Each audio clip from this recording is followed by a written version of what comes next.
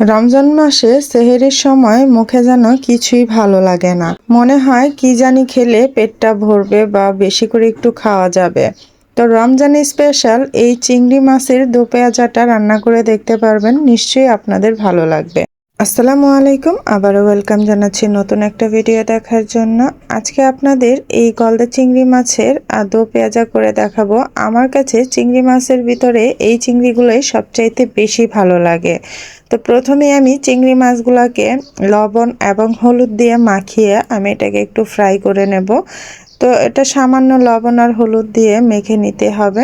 তো চিংড়ি মাছ অনেক সময় না ভেজে রান্না করলেও চলে। চিংড়ি মাছ ভাজা বা না ভাজার ভিতরে কিছুই নেই, তবে একটু ভাজা করলে খেতে মনে হয় একটু বেশিই ভালো লাগে। তো আমি সবগুলো চিংড়ি কিন্তু দিয়ে দিয়েছি। আগে থেকে পর্যাপ্ত পরিমাণের তেল বসিয়ে রেখেছিলাম। এটাকে আমি জাস্ট 2 মিনিটের জন্য ভাজা করে নেব। 2 মিনিটের জন্য উল্টে পাল্টে এটাকে ভাজা করে কিন্তু আমি নামিয়ে নেব। রমজানের সময় সেহরির টাইমে কোনো কিছুই খেতে ভালো লাগে না। আসলে ঘুম থেকে উঠে তখন যেন মুখটা কেমন হয়ে থাকে। আর তখন যদি এরকম একটা চিংড়ি মাছের দো পেঁয়াজা থাকে তাহলে একটু খেতে ভালোই লাগবে।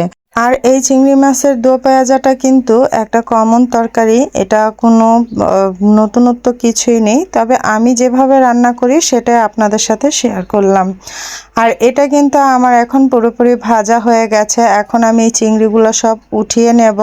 প্রায় 2 থেকে 3 মিনিটের মতো এটাকে ভাজা করে নিয়েছি, এর বেশি ভাজা করার প্রয়োজন নেই।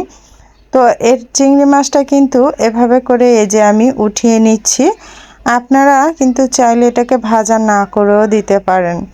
তো চিংড়ি মাছগুলো কিন্তু একদম সম্পূর্ণ ভাজা শেষ। এখন আমি পেঁয়াজ দিয়ে দিচ্ছি। আর পেঁয়াজের পরিমাণটা একটু বেশি দিয়েছি, কারণ আমার বাচ্চারা একটু পেঁয়াজের তরকারিটা বা পেঁয়াজটা খেতে ভালোবাসে। সেই কারণে আমি পেঁয়াজটা বাড়িয়ে দিয়েছি, আপনারা কমিয়েও দিতে পারেন আপনাদের ইচ্ছা অনুযায়ী। তো পেঁয়াজটাকে আমি একটু ভালো করে ভাজা করে নেব। আর এখানে যেই তেলটুকু ছিল তার মধ্যে দিয়েছি, এক্সট্রা কোনো তেলের প্রয়োজন নেই। এখানে যথেষ্ট পরিমাণের তেল রয়েছে। পেঁয়াজটা ভাজা হয়ে গেলে এর মধ্যে আমি আদা রসুন বাটা দিয়ে আবারও 1 মিনিটের মতো ভাজা করে নিলাম। এখন আমি এর মধ্যে দিয়ে দেব টমেটো কুচি। এখানে 2টা বড় সাইজের টমেটো কুচি আছে। আমি যেহেতু এটাকে ভুনা করব, পেঁয়াজটা যেহেতু একটু মিষ্টি মিষ্টি ভাব হয়, সেই কারণে টমেটোটার সাথে দিলে একটু টক মিষ্টি ব্যালেন্স আসবে আর খেতে ভীষণ মজা হবে। তো দিয়ে দিলাম ধনিয়া গুঁড়া, দিয়ে দিচ্ছি এখানে হলুদ গুঁড়া, দিয়ে দেব মরিচ গুঁড়া। এখানে স্বাদ অনুযায়ী সমস্ত মশলা দিয়ে দেব। মশলাগুলো দেওয়া হয়ে গেলে এটাকে ভালো করে একটু কষিয়ে নেব। তো এখানে লবণটাও দিয়ে দিচ্ছি। তো লবণ দিয়ে আবারও একটু মিশে পানি দিয়ে দেব, কারণ এটা না হলে তলানিতে লেগে যাচ্ছিল। তো পানি দিয়ে এটাকে একটু কষিয়ে নেব 1 মিনিটের মতো। এটা কষানো হয়ে গেলে তারপর চিংড়ি মাছগুলো দিয়ে দেব। আসলে সব কিছু একটু যদি যত্ন করে রান্না করা যায়, চিরচেনা খাবারগুলো কিন্তু অচেনা একটা স্বাদ লাগে, সেটা খেতে খুবই ভালো লাগে। তো আমার পেঁয়াজটা কষানো হয়ে গেলে আমি এখন চিংড়িগুলো দিয়ে দিয়েছি। চিংড়ি এখানে 8 পিস চিংড়ি নিয়েছি, যেহেতু শুধু সেহরিতে খাওয়ার জন্য, সে কারণে বেশি নেওয়া হয়নি। আর রমজানের দিনে কিন্তু বেশি তরকারি রান্না করলে অপচয় হয়, আর অপচয়কারী তো কখনোই আল্লাহর প্রিয় হতে পারে না। তো যতটুকু প্রয়োজন আমি ততটুকুই নিয়ে নিয়েছি, আপনাদের যার যেমন ইচ্ছা নিয়ে নিতে পারেন।